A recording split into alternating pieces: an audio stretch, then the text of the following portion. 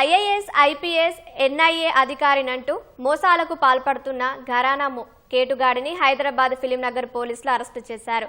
షేక్పేట్కు చెందిన శశికాంత్ కొందరికి తాను ఐఏఎస్, మరికొందరికి ఐపీఎస్, ఎన్ఐఏ అధికారినంటూ మోసాలకు తెరతీశాడు. నిందితుడు ఇద్దరు వ్యక్తిగత అంగరక్షకులను ఏర్పాటు చేసుకున్నాడు. తుపాకులు పట్టుకుని ఉన్న అంగరక్షకులను విశ్రాంత సిఆర్పీఎఫ్ జవాన్లుగా పోలీసులు గుర్తించారు.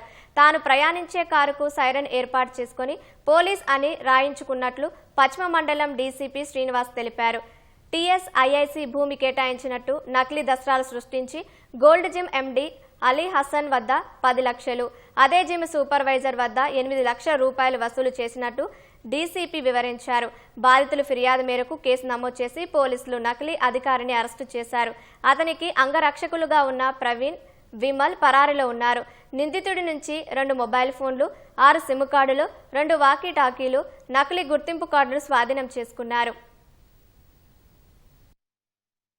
ఇతను పబ్లిక్ని నమ్మించడానికి ఇద్దరు ప్రైవేట్ సెక్యూరిటీ గార్డ్స్, అంటే ఇప్పుడు ఆర్మీలో కొంతమంది ఇద్దరు వ్యక్తులు రిటైర్ అయితే వాళ్ళు సర్వీస్లో ఉన్నప్పుడు వెపన్ లైసెన్స్ తీసుకొని తమిళనాడు వాళ్ళు ఆ వెపన్స్ పర్సనల్ ప్రొటెక్షన్ కోసం ఇస్తారు ఇవన్నీ లైసెన్సెస్.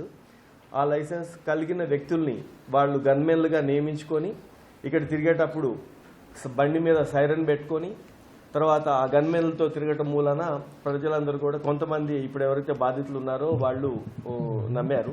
మన దగ్గరికి వచ్చినంత వరకు ఇప్పుడు గోల్డ్ జిమ్ వాళ్ళలో సంబంధించిన వాళ్ళు ఇద్దరు, తర్వాత ఎవరైతే ఇంటిలో ఎక్కడైతే అద్దెకి అతను ఉంటున్నాడో వాళ్ళు వారికి ఇప్పుడు వచ్చింది.